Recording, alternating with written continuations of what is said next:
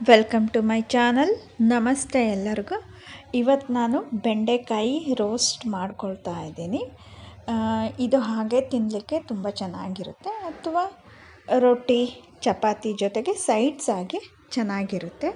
ಇದಕ್ಕೆ ನಾನು ಒಂದು 16ರಿಂದ ಒಂದು 20 ಎಳೆದಾದಂತಹ ದೊಡ್ಡ ದೊಡ್ಡ ಬೆಂಡೆಕಾಯಿಗಳನ್ನು ತೆಗೆದುಕೊಂಡಿದ್ದೀನಿ. ಇದನ್ನು ಕ್ಲೀನಾಗಿ ವಾಶ್ ಮಾಡಿಕೊಂಡು, ಅಂದರೆ ಉಪ್ಪಿನ ನೀರಲ್ಲಿ ನೆನೆ ಇಟ್ಕೊಂಡು ವಾಶ್ ಮಾಡಿಕೊಂಡು ಸ್ವಲ್ಪ ಬಿಸಿ ಹಂಚಲ್ಲಿ ಬಿಟ್ಟಿದ್ದೀನಿ, ಅಂದರೆ ನೀರೆಲ್ಲ ಹೋಗಲಿಕ್ಕೆ. ಆಮೇಲೆ ಮಧ್ಯದಲ್ಲಿ ಕಟ್ ಮಾಡ್ಕೊಂಡಿದ್ದೀನಿ, ಸೀಳ್ಕೊಂಡಿದ್ದೀನಿ. ಇನ್ನು ಇದಕ್ಕೆ ಮಸಾಲ: ಕತ್ತರಿಸಿದ ಟೊಮೆಟೊ 1, ಈರುಳ್ಳಿ ಕಟ್ ಮಾಡ್ಕೊಂಡಿದ್ದೀನಿ 1, ಕೊತ್ತಂಬರಿ ಸೊಪ್ಪು 1 ಹಿಡಿ, ಸ್ವಲ್ಪ ಜಾಸ್ತಿನೇ ತೊಗೊಳ್ಳಿ, ಖಾರ 4 ಟೇಬಲ್ ಸ್ಪೂನು, ಉಪ್ಪು 1 ಅಥವಾ 1.5 table spoon, garam masala 1 table spoon, ಪುಟಾಣಿ ಪುಡಿ 1 ಟೇಬಲ್ ಸ್ಪೂನು, ಗುರಳ್ ಪುಡಿ 3 ಟೇಬಲ್ ಸ್ಪೂನು, ಅರಿಶಿನ 1 ಟೇಬಲ್ ಸ್ಪೂನು, ಚಾಟ್ ಮಸಾಲ ಅರ್ಧ ಟೇಬಲ್ ಸ್ಪೂನು, ಬೇಕಿದ್ದಲ್ಲಿ ಹಾಕ್ಕೊಳ್ಳಿ, ಬೆಳ್ಳುಳ್ಳಿ ಗಡ್ಡೆ 1 ಕಟ್ ಮಾಡ್ಕೊಂಡಿದ್ದು, ಜೀರಿಗೆ ಅರ್ಧ ಟೇಬಲ್ ಸ್ಪೂನು, ಕರಿಬೇವು ಸ್ವಲ್ಪ. ಇದಿಷ್ಟನ್ನು ಚೆನ್ನಾಗಿ ಕಲಿಸ್ಕೊಂಡಿದ್ದೀನಿ. ನೀರಾಗಲಿ ಎಣ್ಣೆ ಆಗಲಿ ಏನೂ ಹಾಕಿಲ್ಲ ನಾನು.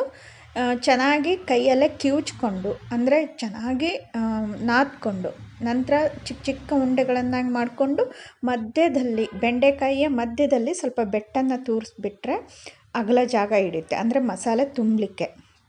ಮಸಾಲೆ ಹಿಡಿಲಿಕ್ಕೋಸ್ಕರ ಆ ರೀತಿ ಮಾಡಿಕೊಂಡು ಬೆಂಡೆಕಾಯಿ ಮಧ್ಯದಲ್ಲಿ ಚೆನ್ನಾಗಿ ತುಂಬಿಕೊಂಡು ಸ್ವಲ್ಪ ಗಟ್ಟಿ ಮಾಡಿಕೊಂಡು, ಅದಾದ ನಂತರ ಒಂದು ಹಂಚಿಗೆ ಎಣ್ಣೆಯನ್ನು ಹಾಕಿಬಿಟ್ಟು ಬೆಂಡೆಕಾಯಿಗಳನ್ನು ನೀವು ಎಲ್ಲ ಬೇಕಾದರೂ ಇಟ್ಟು ಕೂಡ ಫ್ರೈ ಮಾಡ್ಕೋಬೋದು, ಅಥವಾ ಸ್ವಲ್ಪನೇ ಬೇಗ ಆಗೋಗುತ್ತೆ ಎಣ್ಣೆಲಿ ಫ್ರೈ ಮಾಡಿದರೆ. ಇದು ಬೆಂಡೆಕಾಯಿ ರೋಸ್ಟು ಆಗುತ್ತೆ. ಪ್ರತಿ ಊಟಕ್ಕೂ ಸೈಡ್ಸ್ ಆಗಿ ಮಾಡ್ಕೋಬಹುದು. ಇದನ್ನು ತುಂಬ ಚೆನ್ನಾಗಿರುತ್ತೆ.